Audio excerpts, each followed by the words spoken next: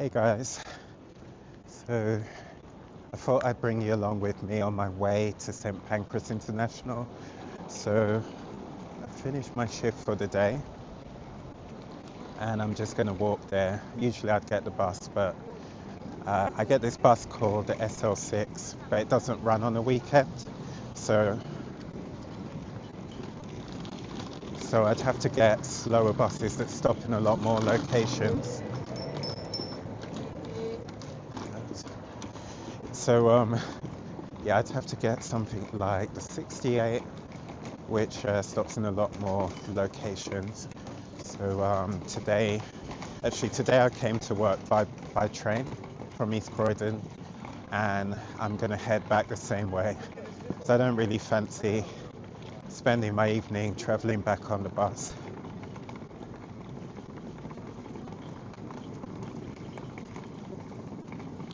I thought today I would talk a bit about what it's like to live with e-bike, a fat tire e-bike, even though effectively I haven't had one for nearly 8 weeks. But my experience with my Super 73 has made me feel like maybe what I'd like to do in the future is get a mountain bike. So I used to ride mountain bikes before. I really enjoy mountain bikes. Full suspension, if it was possible to get one. And so yeah, because getting a courtesy bike when your bike's being repaired or whatever isn't really a thing. I feel like, personally for me, like you need to have a backup bike. I guess one of the problems as well with e-bikes is that not every bike shop is going to deal with them. So when I had my Fido. Tell me, how do you pronounce it? Because I've never ever heard anybody else mention the name. So when I had my Fido M1, I went to a bike shop in Norbury, and I always describe it as being a bit like Mary and Joseph looking for a place at the inn. So they just saw the bike and they said to me, "Oh no, we don't deal with that." And they didn't even inquire what the problem was. And the thing was, it was nothing to do with electronics, motor, or anything like that. I think it was like the chain. Thinking about it, I guess one of the problems is as well, when you have a fat tire e-bike, they tend to be quite heavy. So the rigs that some bike shops might have might not be sturdy enough to hold them. I guess they would be rated at a certain capacity. And so yeah, my bike is definitely really heavy. So yeah, unfortunately, you're not able to get these things repaired at just any old bike shop. So my second fat tire e-bike was the Halfords B98, and it was kind of like a rip-off of a Super 73. So I had that before the S2. And the good thing with that bike was, Halfords in the UK, big bike shop chain, has loads and loads of branches across the nation. So, you can go to all of them. But that bike got stolen, and never saw that one again. And so finally I ended up getting my actual dream bike, the Super 73 S2. Definitely the Super 73 S2. I think it's very desirable to people as well. So there was one time when I was doing the step challenge last year, and I needed to make up my steps, so I thought on the way home I'll head up to Crystal Palace because it's not that far from Fulton Heath. And was walking along, and these guys tried to steal the bike from me. And thankfully, because I shouted for help, they decided it wasn't worth it, so they ran off. But thankfully, I did actually have an insurance, but so you don't really want to like give up your bike if you don't need to.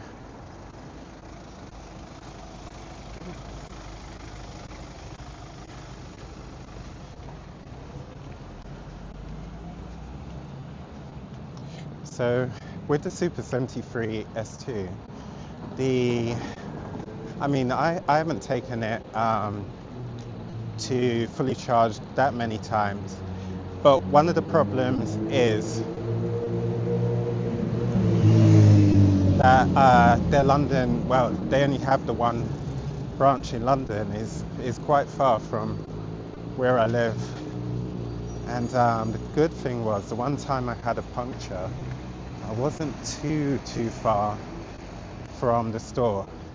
So, I don't know, maybe I was about a mile away. So I was able to get there before it totally went down and get that repaired.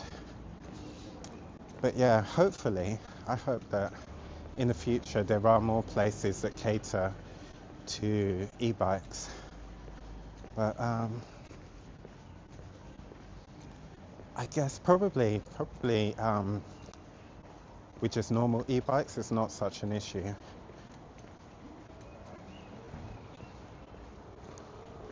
Because even though they may be heavier, they're not necessarily going to be as heavy as a fat tire e-bike.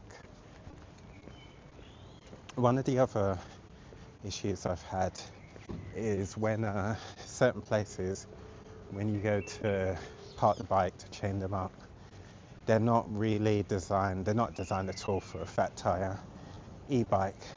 So you get sometimes these stalls where you would put the tire in and you would put the chain through the tire. No, they totally won't really work with a fat tire e-bike. But to be honest, I don't really like them, because I would rather have the bike chained through the wheel and through the frame, because like someone who is really determined would just like bring some tools to detach your wheel from your frame and take whatever they can. I mean, obviously ideally you want the whole bike.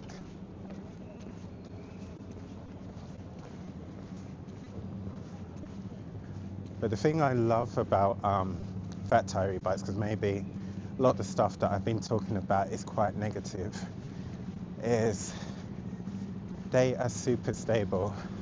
So when I've had to ride a bike that has thin tires, and I mean like really thin tires, you really start to realize how stable even like a mountain bike is, but definitely a fat tire e-bike with the width at slow speeds, it is so much easier to balance.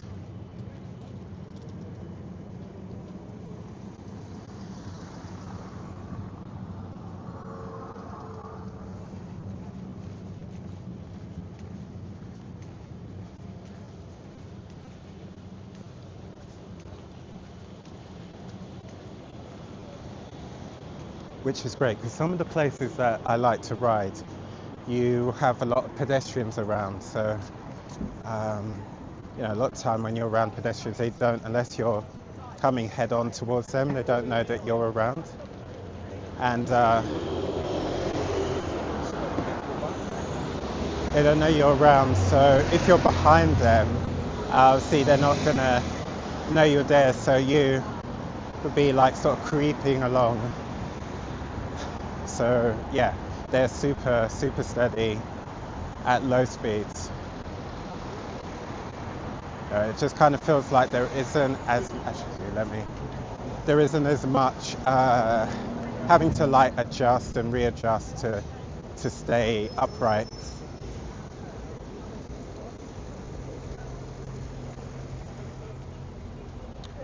So we're almost at St Pancras It's, well, across the road you've got the British Museum, and then next to it you've got St Pancras International. Uh, so what I think I'm going to do is go up and past the famous McLaren that never seems to move,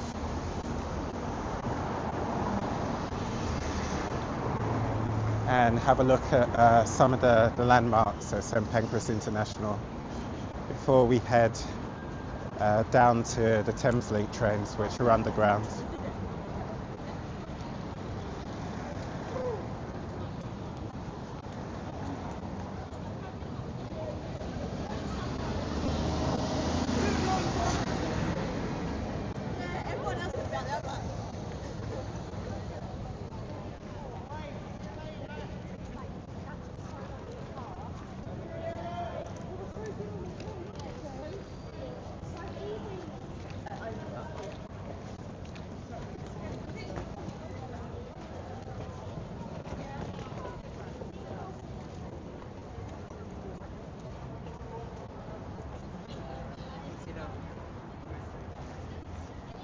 So this pink McLaren, it seems to never move. Every time I've ridden past it, it's always here.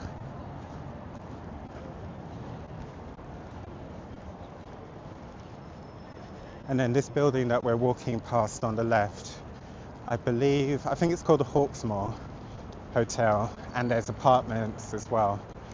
I think it was the Midlands Hotel when it was originally built, and the Spice Girls Wannabe music video was filmed in there, and a scene from Batman, I think it was Batman Begins, or it might have been The Dark Knight, but I know actually both were filmed on a staircase, and in Batman it was a scene where Batman was trying to escape from the police, and what he did, he let out a high frequency whistle which attracted loads of bats, and they flew up the staircase, and as hundreds and hundreds of them were flying about, he jumped down and he was like shrouded in he was shrouded by the bats.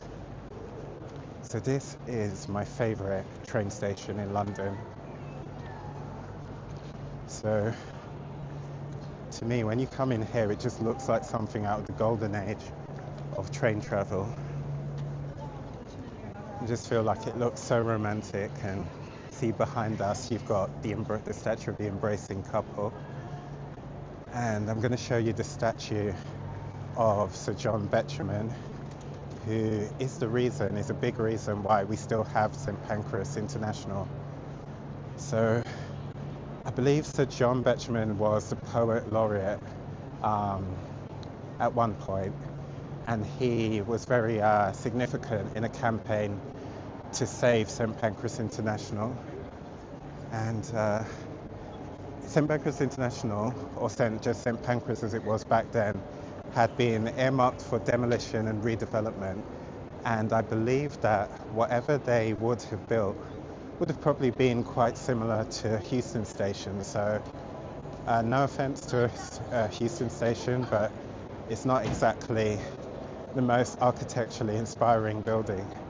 Not like this beautiful arch.